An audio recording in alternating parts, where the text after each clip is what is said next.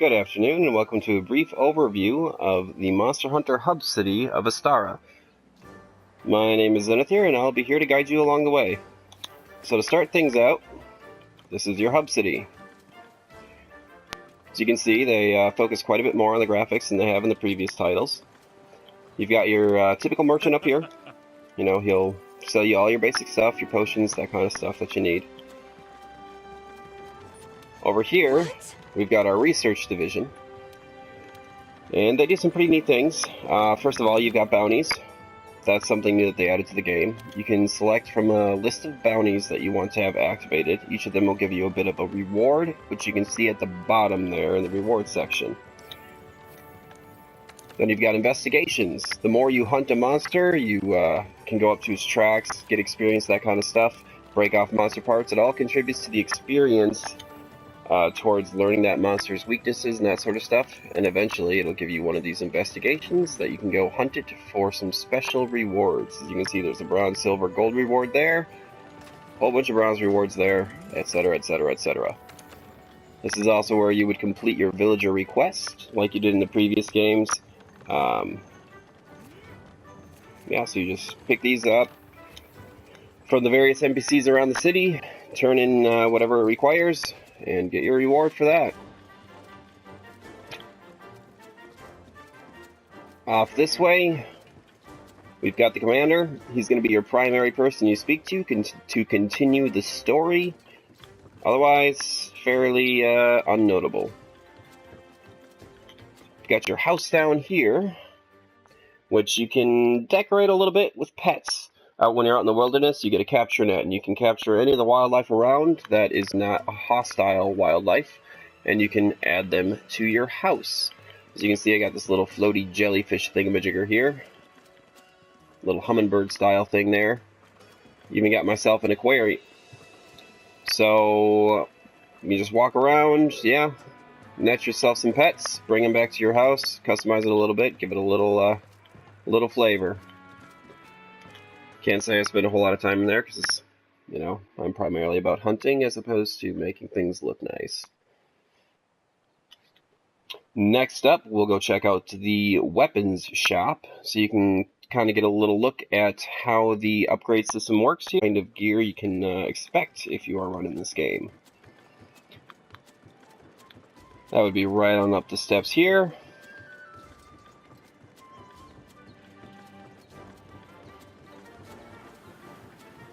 And inside the forge. Now, as you can see, this workshop quite a bit more extravagant than it has been in the previous games. That is one thing for sure.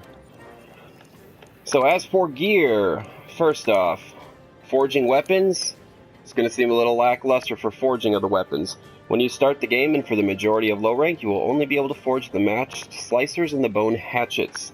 That is because the way they did this game, everything is under upgrades now. So you bring this up, and it brings up your whole upgrade tree. As you can see, the ore tree starts with the matched slicers, the bone tree starts with the bone hatchets, and then you build everything up from there. The nice thing about this is it can show you the portions of the tree that you don't necessarily have parts for. So you can see the rarity of the weapons at the end of the tree and determine what tree you want to go for to fulfill whatever desire it is you got for a weapon. Armor is just upgraded with armor spheres. You can just tack some of those on there, bring their armor up. I believe each level gives you 2 defense. As for the armor itself, this is the high rank armor section. Over here is your low rank armor section. Low rank armor, each piece is going to give you at most 1 skill. The way they did skills is a bit differently now. As you can see, now they've got descriptions for everything, for one thing, which they didn't have in the other games. That was pretty annoying, in all honesty. But if you look over here, you've got the little bars there. You can get up to level 5 in water attack. And this piece of armor automatically gives you level 1. You don't have to get to like level 5 water attack or level 5 attack to activate the attack bonus like you did in the previous games. So it's a very simplified version, and honestly, I am a much bigger fan of it.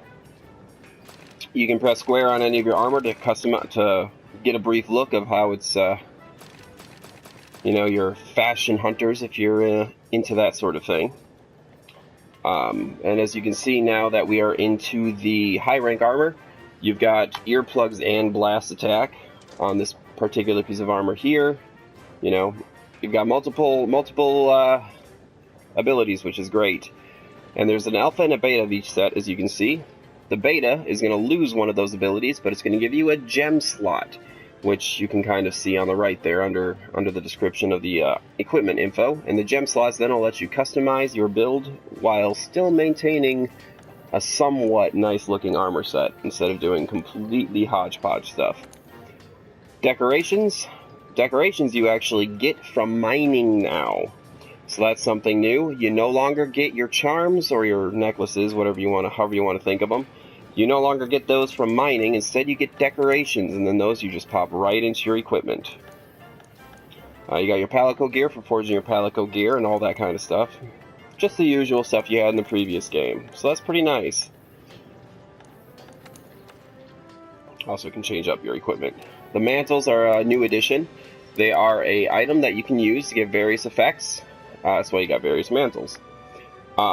They've got a duration and then a recharge time on them. So, for example, waterproof mantle, you want to run through the water, not get slowed down, throw that on there. It works for however many seconds it was. I don't know if it was 90 seconds, 180 seconds, I don't know. But that is one of the new additions, and it makes combat a lot more intuitive as to know when you should use your mantle and how you should use your mantle and whatnot. Looks like I already ate. Shucks. Anyway, this is the canteen. You can come up here, grab yourself a meal. There's also going to be a canteen at every single base camp in a mission, so that is something to keep in mind. You don't have to eat before you go on the mission. You can eat while you're in the middle of a mission if you would like. As for multiplayer purposes, you can go on up to the Gathering Hub. Now, multiplayer has drop-in, drop-out co-op, which is fantastic, because if you played the previous games, you know how annoying it is going in with a party of 4, and then 2 people disconnect, and you're stuck fighting a level 4 monster with 2 people. Now, it's all drop-in, drop-out. Somebody gets disconnected, they can pop right back in, and it is sick. You can even form up your own squads, which are kind of like guilds. I believe you can be a member of 8 of them at once, and I think 50 is the max number of players per squad. But with the squad, you can just create a squad, invite your members, and it makes it even easier to connect with your squad members. Because when you create a hub, you can create a squad hub, allowing anybody in your squad to just join right up on you. Otherwise, you can create an online session, tab on over here, invite friend, brings you to your PlayStation friends if you're playing on PlayStation, and send them a direct invite and they can come here. Then you'd grab your quest from the quest counter, and when you leave for your quest, anybody can join it. It'll be posted at the quest counter or at any quest board anywhere in the city.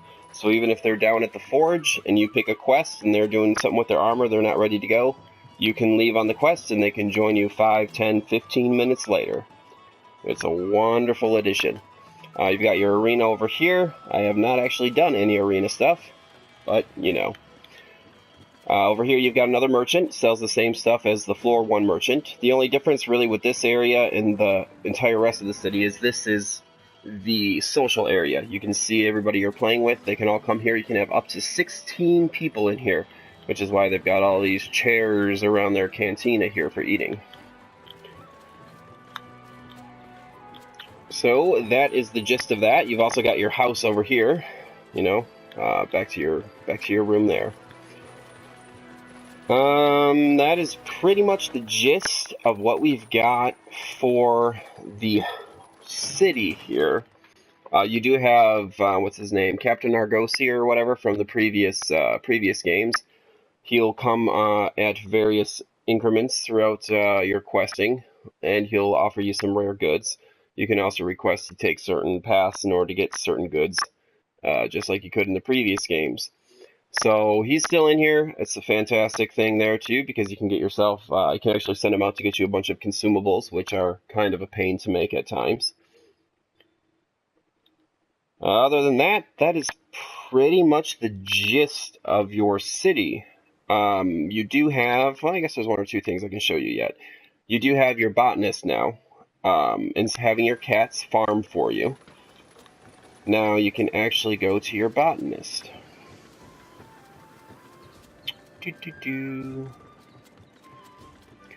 This is a locked feature until you get far enough in the story. But once you do get far enough in the story, it's pretty nice, because this is how you would cultivate your god bugs or, you know, your dragon shrooms or any of that kind of stuff. As you can see, I was doing honey and god bugs, you know, because you always need honey in this game. But yeah, I got 2 slots open there, so I can craft 2 things at once. Then you've got this guy over here, who will actually keep track of the research you've done on monsters. Like I said before, if you follow a monster tracks, if you break off monster parts, the more you hunt a monster, you get experience, and it'll level up this research level here. So if you got something with decent research level, like, let's see, go to the monster field guide here, that's where I'm looking. You can actually see on some of the stuff that have higher levels, you can see weak points. Like right now I'm looking at the Rathian. You've got breakables, you've got severables listed, you've got what it's weak to, and also has the elements it's weak to and the ailments. It's an awesome thing that they added. So now instead of going online and being like, hey, what is, you know, the Great Gyros weak to? If you just track him enough and you fight him up a bit, you'll learn everything he's weak to and his habits. It even goes so far that when you're out in a hunt, if you have enough of a knowledge of that creature, it'll tell you where the creature is retreating to. So that's a pretty cool thing. And also, whatever monster you captured last time, they throw it over here for you to admire. Look at that beast. Kind of scary, actually. You don't want to fight him early, that's for sure. Just a funny little thing that I encountered. But there you go. There you have it. That is the gist of the hub city, and a very brief look at your armors and that kind of stuff. So on that note, have a good one and enjoy hunting. I'll post some more videos on combat and the new areas whenever I get a chance. Thanks for watching.